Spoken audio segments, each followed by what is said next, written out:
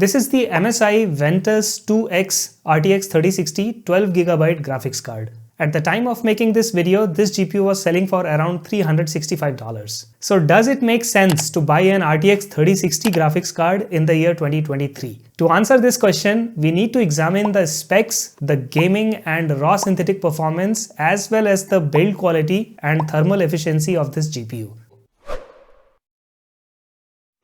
Let's start with the design. So the MSI Ventus 2X RTX 3060 graphics card, it's a beautiful looking GPU. It has dual fan thermal design with clean looking brushed metal finish backplate. This GPU measures 9.2 inches in length and 4.9 inches in height, making it small enough to fit in almost all PC cases.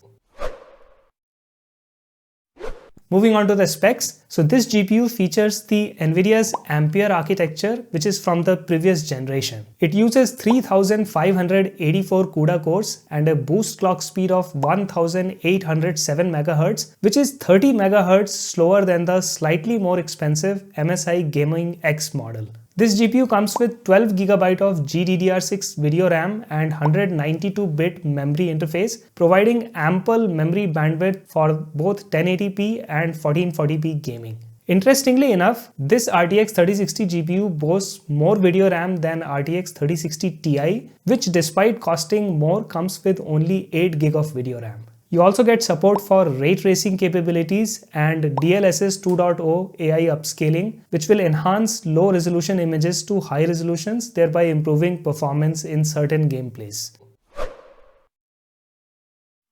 So how good is the gaming performance of this GPU? Here is the 1080p and 1440p gameplay results in ultra setting. As you can see, this GPU delivered pretty decent frame rates not only in 1080p ultra settings but also in 1440p resolution. For comparison, here is the 14 game average performance of this GPU next to RTX 3060 Ti and RTX 3070. Considering that these two other cards cost a lot more money than RTX 3060, I think you are getting a pretty good bang for bucks with RTX 3060 card. Next, let's talk about DLSS upscaling. So while playing Watch Dogs Legion in 1440p resolution, the DLSS AI upscaling bumped the FPS from 62 to 81. That's over 30% boost in gaming performance. However, when ray tracing was enabled in ultra setting, the FPS dropped to 32. Now, enabling DLSS boosted the FPS back to about 49, but honestly, RTX 3060 isn't really meant for playing games with ray tracing turned on.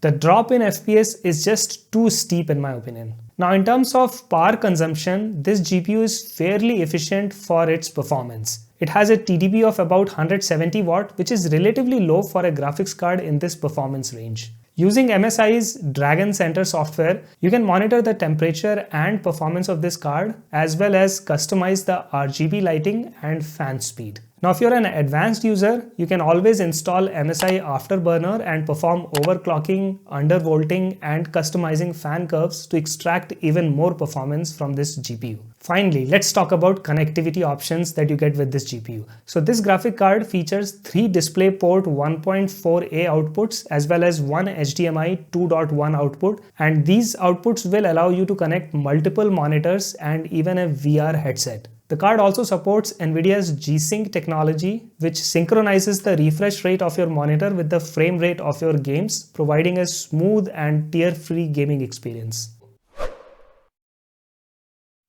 Overall, the MSI Ventus 2X RTX 3060, it's an excellent mid-range graphics card.